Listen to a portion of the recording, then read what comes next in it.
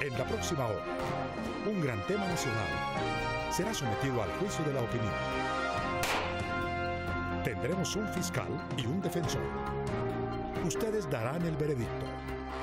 Modera Claudia Cano. Muy buenas noches, bienvenidos. Gracias por acompañarnos. Estamos en Veredicto. Este es el programa de los grandes debates a nivel nacional que se transmite aquí por el Canal 1. Ya ha pasado un mes desde el momento en el que el presidente Juan Manuel Santos y alias Timochenko firmaron ante el mundo un acuerdo de justicia en el marco del proceso de paz que se adelanta en La Habana. Desde entonces han surgido muchas inquietudes e interrogantes sobre cómo será el tema de la justicia, del sistema transicional, de su participación en la política y el de víctimas, que es el tema que nos compete hoy. Sobre este tema precisamente vamos a estar debatiendo esta noche, así que espero nos acompañen porque nuestro veredicto comienza ahora.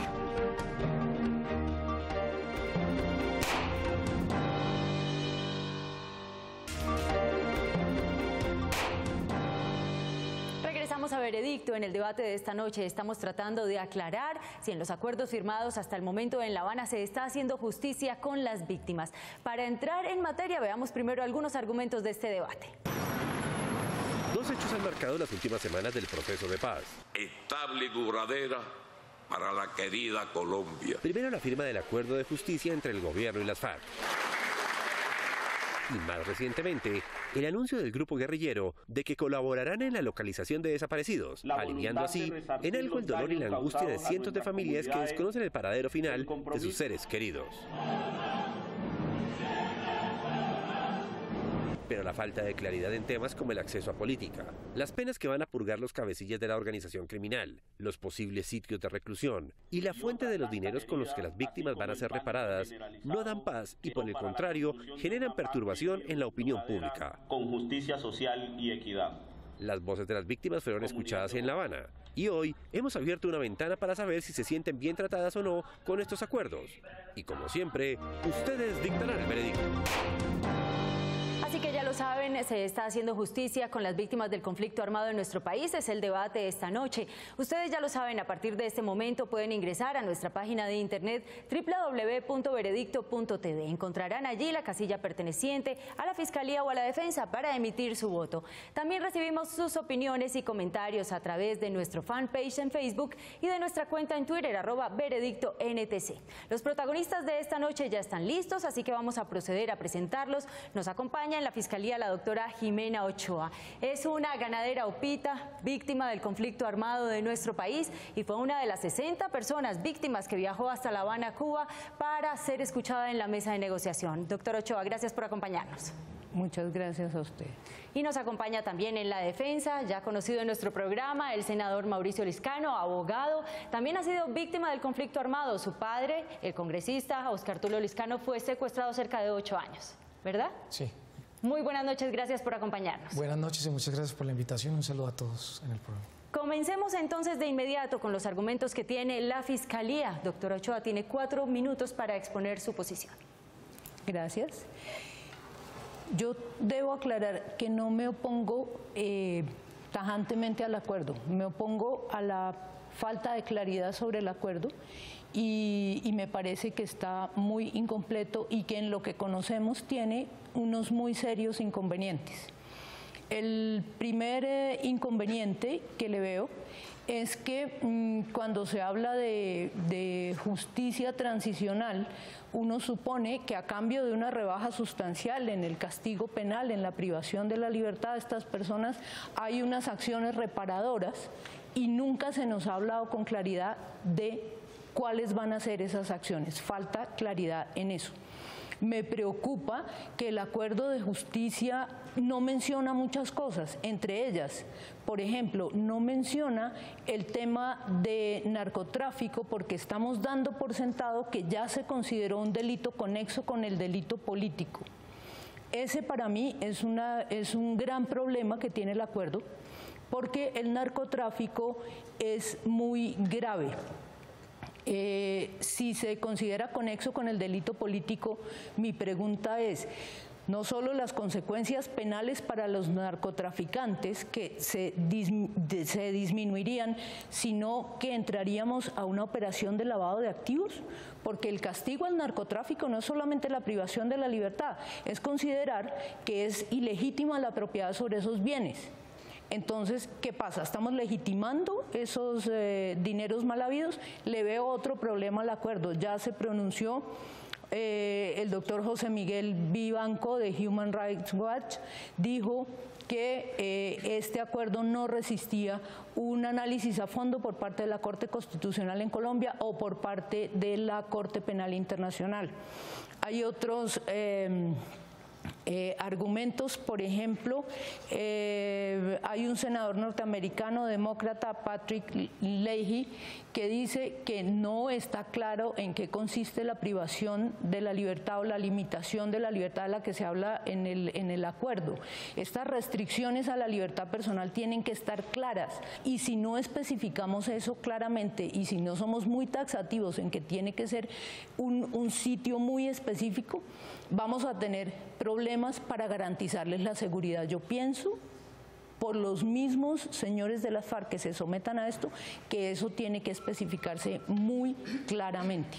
Dentro de estos 4 minutos que tiene, y perdón, la interrumpo, muy respetuosamente quisiera preguntarle de qué manera usted fue víctima. Sí, bueno, el hecho más sobresaliente, mi madre estuvo secuestrada por, en ese tiempo era el 13º Frente de las FARC, en mi región. Estoy hablando de mis familiares, mis amigos, mis vecinos, mis paisanos, mis colegas.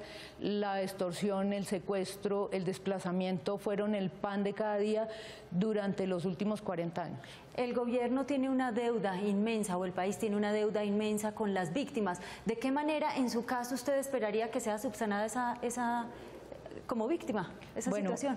En mi caso específico, como yo soy víctima de las FARC, yo no considero que sea, esa deuda no está mayormente a cargo del Estado y de la sociedad colombiana, sino de las mismas FARC.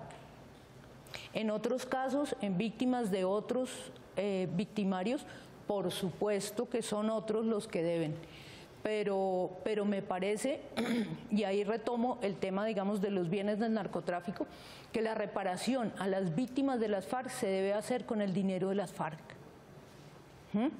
Eso es muy importante, no solo por la reparación de las víctimas, sino porque cuando entra una cantidad de dinero de manera ilegal a una economía y se necesita lavar ese dinero, ellos entran a afectar el sistema productivo y las empresas que producen legalmente. Ellos pueden vender bienes y servicios por debajo del precio del mercado para legalizar ese dinero. Eso no puede suceder. Por eso a ese acuerdo le falta lo económico.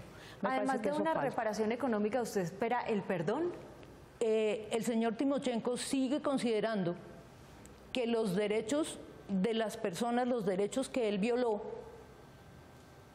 no valen, en la medida en que él no se arrepiente de haberlo hecho. A mí eso pero yo entiendo. O sea, el señor Timochenko ni ha hecho política nunca, ni a los estalinistas les ha importado mayor cosa la opinión pública, eso lo entiendo. Seguramente él con el tiempo va a aprender a hacer política y va a aprender a no lanzar esas afirmaciones ofensivas innecesarias. El senador del Polo Democrático, el doctor Iván Cepeda, tiene una pregunta para usted. Se ha dicho que el acuerdo en materia jurídica, la creación de una jurisdicción especial para la paz, es el acuerdo más importante al que se ha llegado en proceso de paz alguno en el mundo entero. ¿Por qué desconocer ese hecho cuando la comunidad internacional en su conjunto lo ha reconocido y saludado? Doctor Cepeda, en primer lugar, a mí me parece muy difícil defender totalmente, completamente un acuerdo que desconocemos. Eso me parece un imposible lógico, eso. En cuanto a la comunidad internacional, yo citaba al doctor José Miguel Vivanco, que dice que este acuerdo no garantiza la justicia para las víctimas, entonces no hay unanimidad en eso.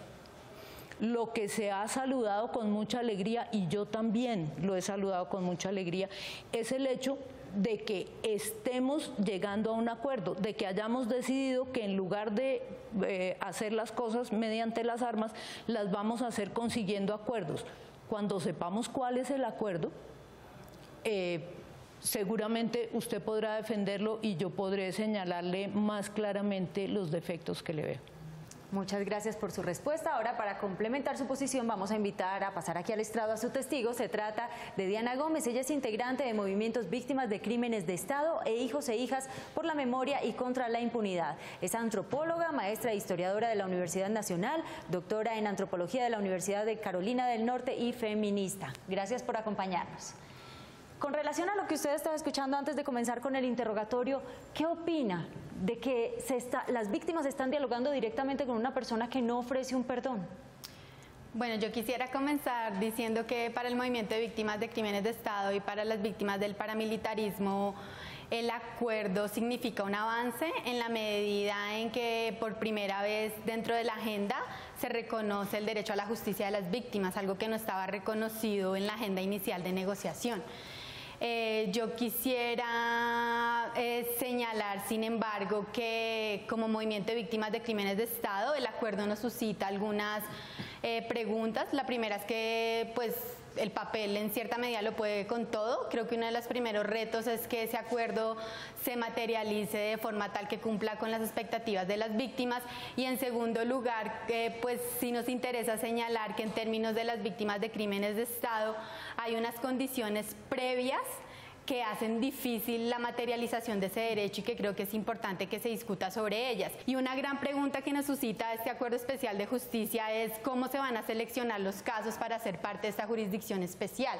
En muchos casos, y puedo partir de mi historia personal, mi papá fue desaparecido en el 2006 y tras 9 años de lucha en la Fiscalía todavía no existe un caso porque no se han identificado los autores intelectuales ni materiales y tampoco los móviles de la desaparición. Y esa historia es la historia de cientos de personas que han sufrido la violencia estatal. Entonces, digamos que de partida tenemos unas desventajas muy grandes para que se pueda cumplir o tengamos acceso a la justicia. Por otra parte, nos preocupa si efectivamente va a haber un trato, digamos, si va a haber una retención efectiva de los agentes del Estado y de los militares involucrados en hechos en violaciones de derechos humanos, y nos preocupa la existencia del fuero penal militar. Si nos preguntamos si el fuero penal militar no va a darle un trato diferencial a las personas, agentes del Estado, de las Fuerzas Armadas que han estado involucradas en desapariciones como el Palacio de Justicia, el caso de los desaparecidos que se conoce como el Colectivo 82 y muchos otros que podríamos nombrar acá. Diana, vamos a comenzar con el interrogatorio, pero yo no me quiero quedar sin hacerle una pregunta. Usted es una de las víctimas y la representa en este momento de nuestro programa a muchas de ellas. ¿Qué pasaría si en estos acuerdos se resuelven las inquietudes de muchas de las víctimas, pero no de su caso? Esa es una gran pregunta, porque se propone abordar casos emblemáticos y yo creo que eso es complicado para un país como Colombia. O sea, yo creo que un acuerdo de justicia que nos lleve a la paz y debe hacer el esfuerzo porque la mayoría de las víctimas, si no todas, conozcan qué ocurrió con sus seres queridos. ¿Y qué pasaría con el proceso de paz si en su caso usted nunca se entera de lo que pasó con su padre? Pues yo continuaré trabajando por la verdad y la justicia y seguiré trabajando, contribuyendo a que otras víctimas se sientan satisfechas con sus derechos. Es decir, en el caso de que no podamos acceder a la verdad, no me voy a poner al proceso de paz, pero una de mis demandas, como de muchas otras víctimas, es poder conocer la verdad integral de lo que pasó en Colombia y avanzar en la justicia. Comencemos entonces con el interrogatorio. Mi pregunta es, ¿qué crees tú que le falta a este esbozo de acuerdo sobre justicia que tenemos para garantizar de mejor manera los derechos a la verdad, la justicia, la reparación y la no repetición en el caso de las víctimas del Estado, que tú ya más o menos esbozaste el tema, las de los paramilitares, las de las FARC, cada uno tiene como una especificidad, y finalmente, porque el tema me interesa mucho, de las mujeres que hemos sufrido en tan gran medida este conflicto? Yo creo que en general para todas las víctimas de todos los actores armados, se debe cumplir con el derecho a la verdad. Y creo que es algo que va mucho más allá de las víctimas, creo que es un derecho que tiene la sociedad en su conjunto. Y en ese sentido, mi gran pregunta es cómo se vincula este acuerdo especial sobre justicia con la Comisión de Esclarecimiento para la Verdad. Digamos que tienen funciones separadas, pero como han insistido las víctimas desde hace muchos años, esos derechos van de la mano. Entonces, primero, la gran pregunta es cómo se van a articular justicia y verdad, y segundo, de qué tipo de verdad estamos hablando. A las víctimas de crímenes de Estado, para comenzar por ahí, del paramilitarismo, les interesa que el Estado contribuya a la verdad, pero también que reconozca que ha hecho uso de la violencia y de la violencia estructural para lidiar con la oposición política, pero también que se ha aliado con el paramilitarismo, por ejemplo, para desplazar campesinos, indígenas, afrodescendientes. Creo que esa verdad debe ser conocida por el país, y creo que en términos de las víctimas de la guerrilla, la verdad implica también qué ocurrió con muchas personas secuestradas, porque se optó por el secuestro, pero también, digamos, una mirada integral de por qué la guerrilla optó también por esas distintas estrategias de violencia. Yo creo que esto es fundamental para, como lo dije, no solo para las víctimas, sino para la sociedad en su conjunto. Y en términos de las mujeres, el proceso de paz ha hecho un esfuerzo porque se integre la perspectiva de género. En el acuerdo de justicia no se enuncia, creo que el acuerdo de justicia es un borrador que hay que llenar de mucho más contenido, y que urge que la sociedad colombiana pueda conocer las especificidades de ese acuerdo, pero creo que va a ser fundamental que se reconozcan las especificidades en términos de justicia de las mujeres con el uso de la perspectiva de género, pero también que esa perspectiva de género integre lo que es ser mujer indígena, lo que es ser mujer afro, lo que es ser mujer del campo, lo que es ser mujer de la ciudad, mujer clase media, y pues también las mujeres que han hecho parte de la oposición política. Muchísimas gracias. Nosotros vamos a hacer una breve pausa comercial. Le vamos a pedir al doctor Lizcano que guarde ahí sus inquietudes, porque las va a manifestar en el contrainterrogatorio que tendremos después de esta pausa comercial.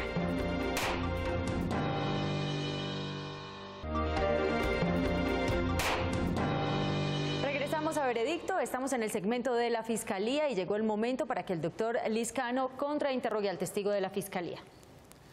Mi primera pregunta es, tú dijiste que generalmente o de manera mayoritaria estás de acuerdo con lo que se acordó en La Habana en términos de justicia.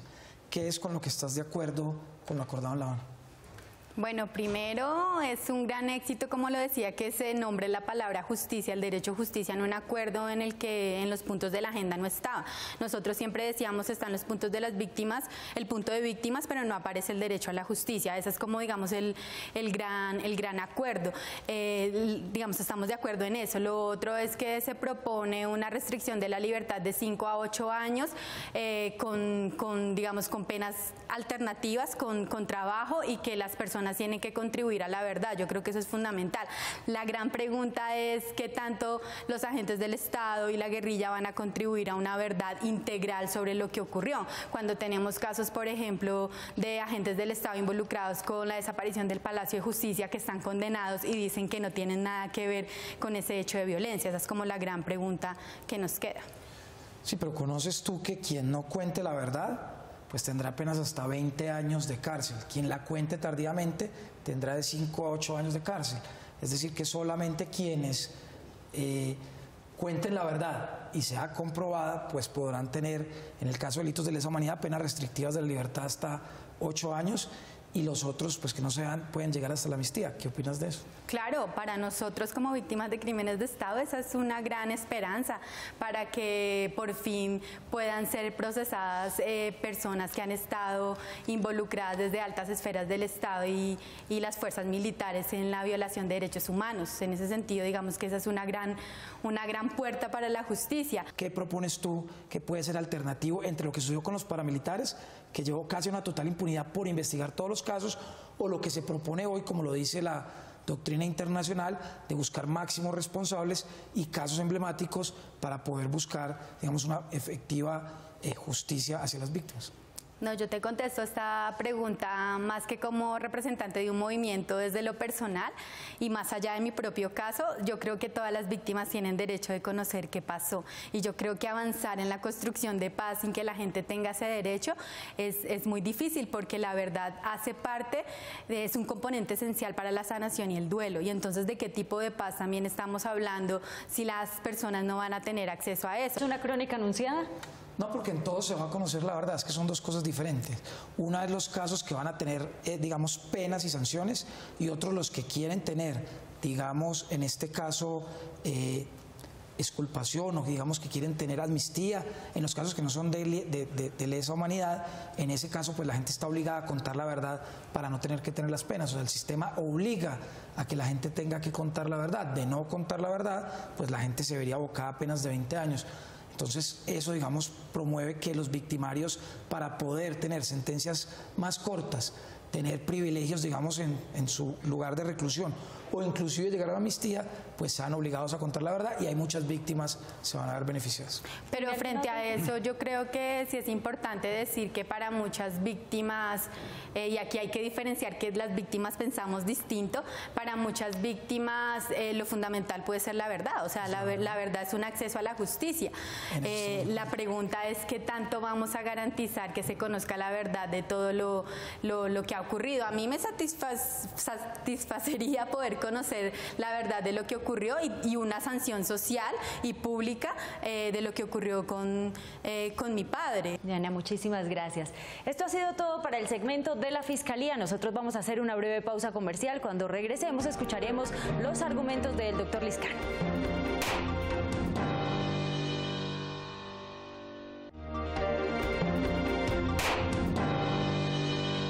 A Veredicto, ustedes ya escucharon los argumentos de la Fiscalía y ahora llegó también la oportunidad de escuchar la posición de la defensa. Doctor Liscano, tiene 4 minutos. En primer lugar, a escuchar, digamos, especialmente a Diana y a Jimena, que son víctimas como yo de lo que ha sucedido en estos últimos 40 años de conflicto armado. A mí me satisface mucho que hay un tema que es fundamental y en el cual todos tenemos un acuerdo. Para nosotros, lo más importante desde el punto de vista de víctimas es conocer la verdad. Y esto que se acordó en La Habana entre las FARC y el gobierno privilegian esa satisfacción que nosotros vamos a poder tener de conocer la verdad, pero además también de que quienes son nuestros victimarios tengan que reconocer su responsabilidad. ¿Por qué vamos a conocer la verdad? Porque, como ya lo dije, las personas que no cuenten la verdad y que no reconozcan su responsabilidad tendrán 20 años de cárcel. Quienes la reconozcan tardíamente tendrán entre 5 y 8 años de cárcel.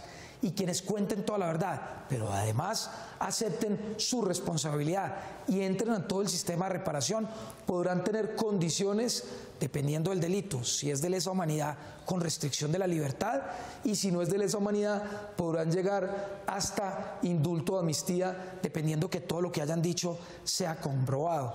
Y es muy importante, además, decirle a los colombianos que este es un acuerdo sin impunidad, es un acuerdo con justicia, porque claramente hay un tribunal. Van a tener que ir nuestros victimarios ante unos jueces, van a tener que contar y aceptar su responsabilidad, va a haber un debido proceso y va a haber una sanción.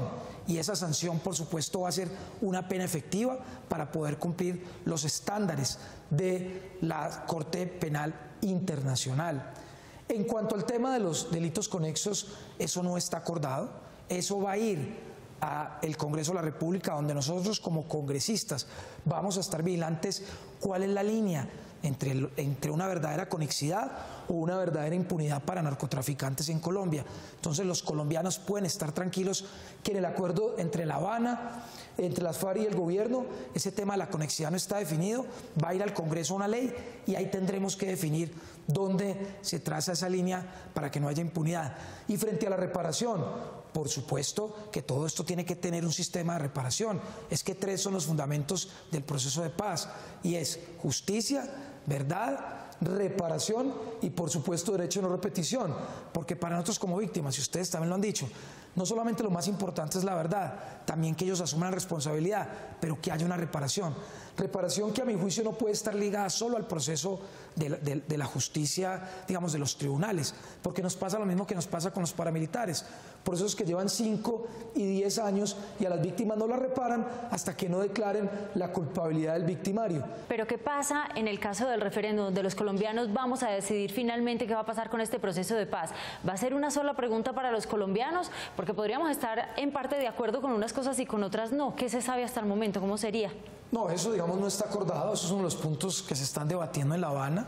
Lo que hay en el compromiso del gobierno nacional y el compromiso inclusive de nosotros del Partido de la U, quienes ya presentamos un proyecto de ley para que fuera a través de un plebiscito el referendo, es que claramente los acuerdos van a estar, cuando una vez se redacten, se le van a preguntar a la opinión pública qué opina y ellos van a tener la última palabra. Lo que no puede suceder es que se confunda el estar de acuerdo con los acuerdos, valga la redundancia, con una implementación que tendrá que pasar por el Congreso, que es el acto legislativo para la paz. Las dos cosas son independientes. Una, la implementación por parte del Congreso de lo acordado, y otra, lo que se le pregunta a los colombianos, que si están de acuerdo o no. Por supuesto, si votan que no, pues lo que está haciendo el Congreso no tendría ningún sentido, y si votan que sí, pues tendría sentido, y por eso estamos ganando tiempo.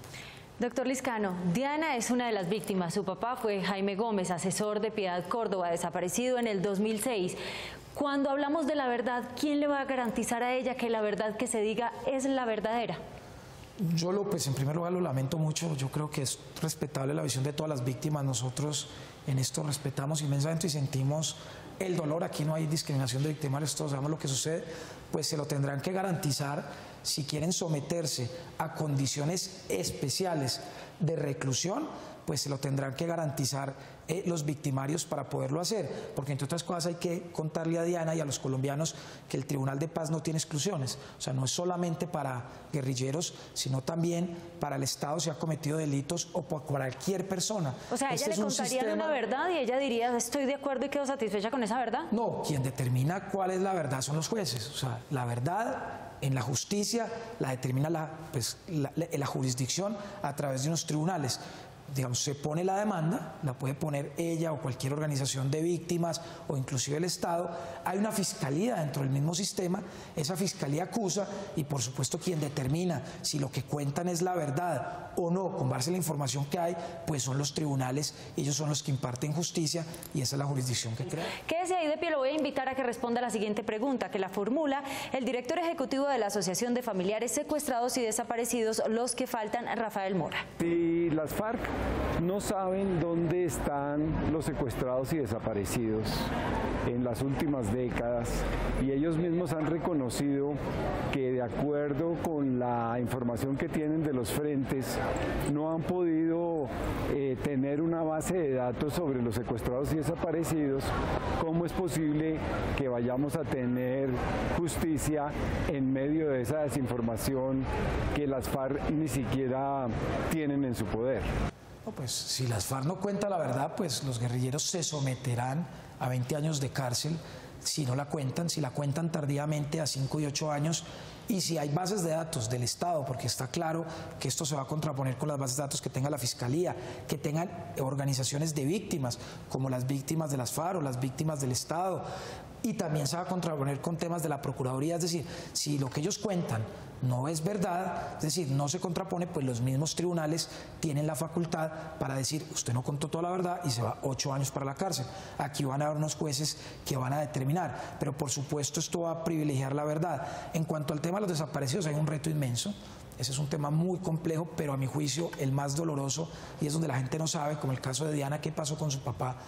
Y en otros casos la gente cree o que está secuestrado o que lo reclutaron indebidamente o no saben dónde están sus restos, y aquí tendrá que operar la unidad que ya se acordó, tendrá que haber una mayor voluntad política y por supuesto pues tendremos un ingrediente adicional que es que ellos tendrán que contar la verdad, la voluntad política del gobierno y todos nosotros como víctimas que tendremos que hacer una gran cruzada para encontrar los desaparecidos. Doctor Lizcano, muchas gracias. Puede tomar asiento. Para contribuir con sus argumentos vamos a invitar aquí a pasar al estrado a su testigo. Se trata de María Camila Moreno, directora en Colombia del Centro Internacional para la Justicia Transicional, antropóloga, tiene una maestría en Geografía Ambiental, amplia experiencia en las áreas de derechos humanos, acceso a la justicia y justicia transicional.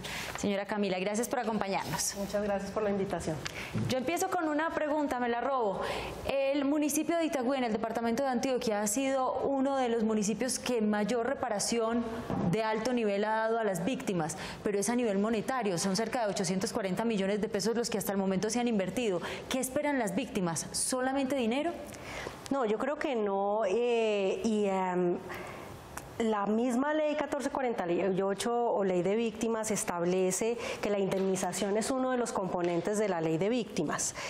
Hay otros componentes que deben garantizar la integralidad de la reparación, que es lo que las víctimas esperan. Y es entre esas medidas, por supuesto, está el tema de la verdad, está las medidas de atención psicosocial, por ejemplo, el acceso a los servicios del Estado, la posibilidad de reconstruir su proyecto de vida, en fin, hay una serie de medidas que tienen que ponerse en práctica para lograr una verdadera reparación integral. Muchas víctimas han recibido efectivamente la indemnización, el cheque, muchas de ellas además han contraído deudas por años, entonces les llega esa plata y con esa plata tienen que pagar esas deudas y al final quedan en la misma situación en la que estaban. Y cuando les preguntan, ¿usted se siente reparada? Pues lamentablemente la respuesta es no. Y sigue habiendo una demanda hacia el Estado para que cumpla con ese compromiso que ha adquirido con las víctimas de una reparación integral.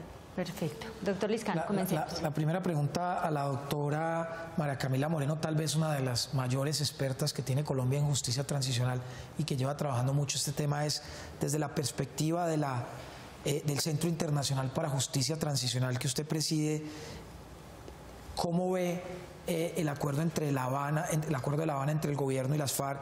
¿Y usted cree que eso satisface o no los derechos de las víctimas? Bueno, doctor Lizcano, yo creo que el acuerdo al que llegaron las FARC y el gobierno pone en el centro los derechos de las víctimas a la verdad y la justicia. Y yo creo que eso es muy importante y coincido con lo que planteaba el senador Cepeda en la pregunta, cuando formulaba la pregunta hace un momento. Y es que efectivamente esto es un ejemplo, digamos, para el mundo, porque sería la primera vez que efectivamente un proceso de paz y un acuerdo de paz logre incorporar un mecanismo de justicia que además es resultado del acuerdo político. En muchos otros casos lo que hemos visto es la creación de tribunales internacionales, pero que no son el resultado del mismo acuerdo de paz. Entonces, son todos mecanismos que se tienen que integrar y que tienen que fortalecerse los unos a otros. Pero mire, se crean tribunales, se crean comisiones asesoras, renuncia, por ejemplo, el expresidente Pastrana. Si renuncia él de un pequeño grupo, ¿quién le garantiza tranquilidad a las víctimas?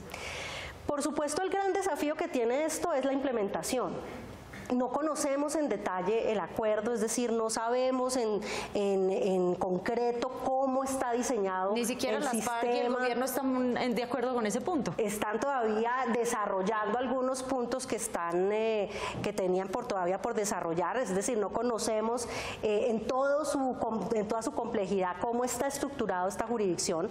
Sabemos que tiene múltiples salas, que es un mecanismo que tiene una ruta de verdad y una ruta judicial, pero por supuesto el desafío enorme es la implementación, garantizar que efectivamente este mecanismo va a ser eficiente, va a ser oportuno. No podemos repetir experiencias que ya hemos tenido en el país como Justicia y Paz, que tuvo que aprender sobre la marcha e ir corrigiendo a medida que iba encontrándose con los problemas, ir corrigiendo el diseño inicial de la ley. Tenemos ese aprendizaje y tenemos que pensar desde el principio en el diseño ya y en la forma en que esto se va a implementar, qué recursos se van a necesitar. Esto es una cosa enorme que va a necesitar un esfuerzo estatal muy importante. Doctor Lizcano. Digamos, ¿qué le contestarías tú a la doctora Diana en cuanto a su, digamos, legítimo derecho, como el que tenemos todos, frente a conocer la verdad de su padre, es decir, que ella quiere conocer la verdad y de pronto el caso de ella no es seleccionado. Digamos, ¿tú qué piensas como experta en justicia transicional para el caso específico de ella? ¿Cómo crees que el sistema sí le garantiza sus derechos? Yo creo que hay que pensar, efectivamente, como lo dice el doctor Liscano, el tema en clave de sistema, es decir, no será posible que todos los casos se esclarezcan en el mecanismo judicial. Tenemos ya, insisto, la experiencia en el país y optar por la investigación hecho a hecho, caso a caso, nos va a llevar nuevamente al fracaso. El sistema tiene que plantearse una estrategia racional de priorización. Ya el acuerdo establece que lo que va a conocer esta jurisdicción especial son los casos más graves y representativos, es decir, ahí ya hay, digamos, un primer criterio, si se quiere, de priorización. Pero lo que esperaríamos es que lo que no entre al sistema judicial, porque no es lo más grave y representativo, sea esclarecido en la Comisión de la Verdad. Es decir, no todo tiene que terminar con una sentencia judicial. ¿Pero usted confía? Porque mire, eso es como las peleas de parejas. Se escucha una versión y se dice siempre hay tres verdades, la de un lado, la del otro y la que es la real. Pues aquí quien no diga la verdad plena y reconozca la responsabilidad, porque son los dos elementos y yo creo que en eso hay que insistir, pues tendrá que someterse a un juicio y tendrá que ser vencido el juicio, y si es encontrado culpable, pues tendrá que pagar 20 años de cárcel, como explicó ya el doctor Liscano. Es decir, aquí, digamos, el tema, el eje fundamental de esta jurisdicción es la verdad. A mayor verdad, menor punibilidad. Esa es un poco la lógica. Pero también se va a prestar para muchas mentiras. Comencemos con el contrainterrogatorio. Gracias, doctora Camila. En primer lugar, me preocupa de este acuerdo que buena parte del trabajo de investigación y acusación recae en las víctimas y en las organizaciones de víctimas. Si con los ingentes recursos que ha tenido la Fiscalía, que le ha alcanzado hasta para escándalos, no se ha logrado investigar todo lo que se ha debido investigar en Colombia y no se han logrado hacer todas las acusaciones, ¿cómo las organizaciones de víctimas y las víctimas vamos a poder llevar ante ese tribunal unas pruebas que obliguen a esa persona a decir, bueno, ya me tienen aquí con unas pruebas, yo tengo que decir la verdad? ¿Cómo vamos a hacer eso en primer lugar? Bueno, la facultad de la investigación recae en la Fiscalía Especial que se va a crear, no en las víctimas. Las víctimas lo que van a hacer y van a poder hacer es presentar denuncias, pero esas denuncias tienen que tener una contrastación, una investigación, bien sea si la persona no acepta responsabilidad, entonces va a un proceso judicial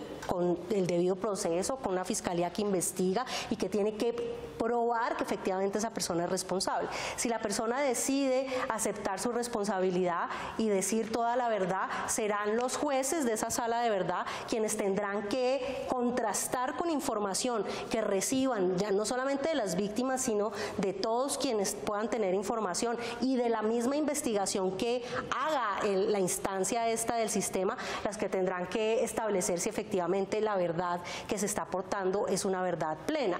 Es decir, no se está trasladando la obligación de investigar en las víctimas, porque sería injusto. Sería injusto que las víctimas además tuvieran que demostrar que efectivamente ellas son víctimas, pero lo que sí pueden es alimentar todo este sistema con la información que tengan. ¿Alguna otra pregunta? Sí. Yo considero, como ganadera que soy, como digamos que he vivido en el sector rural, que muchas veces a nosotros nos victimizaron porque nosotros les estorbábamos en un territorio para hacer sus negocios ilícitos de narcotráfico, de minería ilegal, de movimiento de secuestrados, de todas esas cosas. Entonces ahí hay un problema y es que esa verdad nos la tienen que decir. A nosotros no nos victimizaron por ser, como dicen ellos, terratenientes, oligarcas y yo qué sé qué más, sino porque les hacíamos estorbo en un territorio para sus actividades ilícitas. Entonces, si no se dice la verdad en este acuerdo acuerdo no se trae el narcotráfico a colación, me parece muy grave, y además contamos con un escollo, y es que en la Convención de Viena, firmada en 1988 por Colombia, se dice que no se puede considerar el narcotráfico delito conexo con el político, y se tipifica como un delito, abro comillas, ayudar a cualquier persona que participe en la comisión de tal delito o delitos a eludir las consecuencias jurídicas de sus acciones. ¿Pero cuál sería la pregunta? Me parece que cómo hacemos, si aquí dice que es un delito ayudar a los narcotraficantes a eludir las consecuencias jurídicas, ¿cómo hacemos para que la comunidad internacional nos acepte este acuerdo que básicamente hace un silencio muy peligroso sobre el tema? El tema del narcotráfico, bueno, por un lado se va a definir en la ley sobre amnistía si el narcotráfico puede ser considerado conexo al delito político o no, de acuerdo, digamos, con nuestro bloque de constitucionalidad y con las obligaciones que tiene el Estado en materia de derechos humanos y las restricciones que tiene digamos, amnistías totales o amplias, y está claro que los crímenes internacionales y las graves violaciones a los derechos humanos no pueden ser amnistiadas. No hay en realidad no hay una prohibición tan clara con relación al narcotráfico, porque la Convención de Viena no es un tratado de derechos humanos, es una convención de cooperación judicial internacional. No tiene, digamos, el mismo nivel de un tratado internacional. Pero finalmente esa no es tanto la discusión. Yo creo que la discusión es más de frente a la legitimidad que debe tener el acuerdo hacia la sociedad. Creo que ese es más su punto. Y yo ahí diría que si el narcotráfico no es un delito internacional, no es un crimen de guerra, ni es un delito de lesa humanidad, ni constituye una grave violación a los derechos humanos, no sería sujeto de esta jurisdicción especial. Lo que no quiere decir que el tema del narcotráfico no sea esclarecido en la Comisión de la Verdad. De hecho, si recordamos el mandato de la Comisión de la Verdad y las funciones de la Comisión de la Verdad, se establece con mucha claridad que deberá esclarecerse todo lo relacionado con las fuentes de financiación, etcétera, etcétera. Ese va a ser un vacío que nos va a quedar ahí, qué pena, pero me toca interrumpirlas por tiempo. Pero nosotros le vamos a pedir a nuestros televidentes que después de escuchar los argumentos de la Fiscalía y de la Defensa ingresen a nuestra página de internet www.veredicto.tv y emitan allí su voto. Nosotros vamos a hacer una corta pausa comercial y regresamos con los alegatos de conclusión.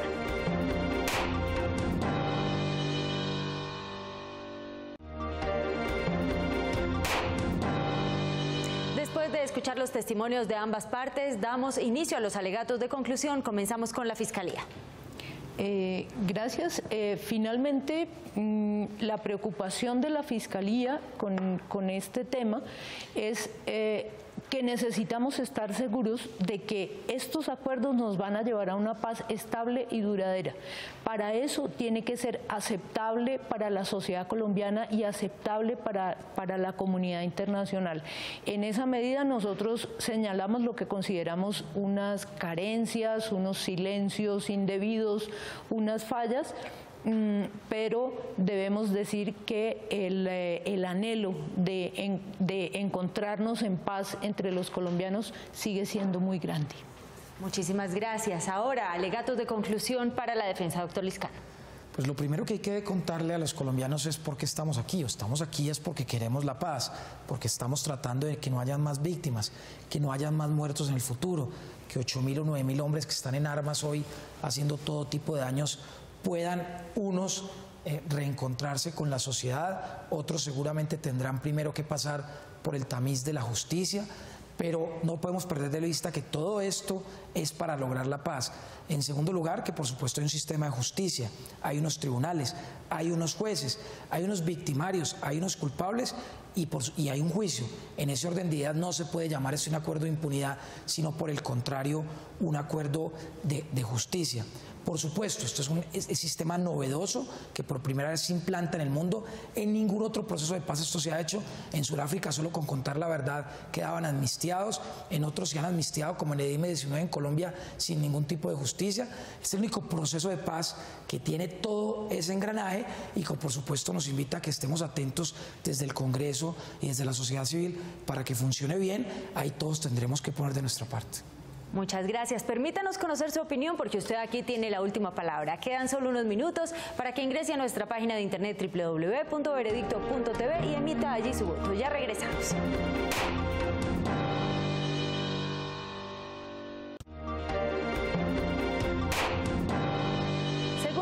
Firmado en La Habana, se está haciendo justicia con las víctimas del conflicto armado de nuestro país. Es el debate que hemos tenido esta noche y ustedes a través de nuestra página de internet han votado lo siguiente.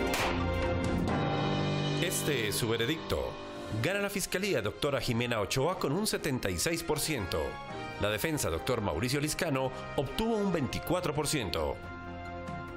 Doctora Jimena Ochoa, nuestros televidentes a través de nuestra página de internet le han dado esta noche la razón. ¿Cómo recibe usted este veredicto? Agradecida con los colombianos y esperanzada porque veo que están decididos a perfeccionar este acuerdo, cosa que es muy importante. Las objeciones, las dudas, las críticas deben expresarse en aras de lograr un mejor acuerdo. Agradezco a mis acompañantes, a la testigo de la Fiscalía, a la doctora María Camila, al doctor Liscano, y lo que rescato de esta experiencia es poder estar en desacuerdo amable y respetuosamente. Eso es lo que tenemos que seguir haciendo los colombianos. Muchísimas gracias a los representantes por habernos acompañado esta noche, a los testigos también por su presencia. Recuerden, nuestra cita es el próximo lunes, tendremos para ustedes otro tema de actualidad y finalmente ustedes aquí siempre nos darán su veredicto. ¡Feliz noche!